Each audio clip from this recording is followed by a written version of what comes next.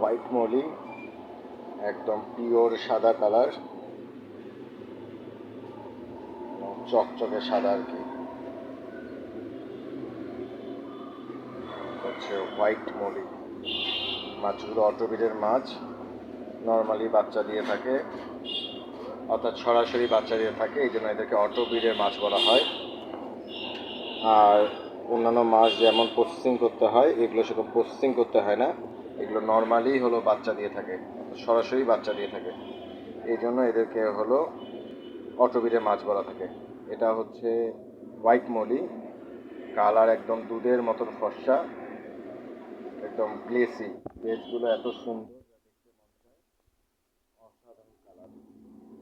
এরা অক্সিজেন ছাড়াও বেঁচে থাকে এবং প্রচুর বাচ্চা দিয়ে থাকে। বাচ্চাদের এটা পছন্দের একটি মাছ হোয়াইট মলি।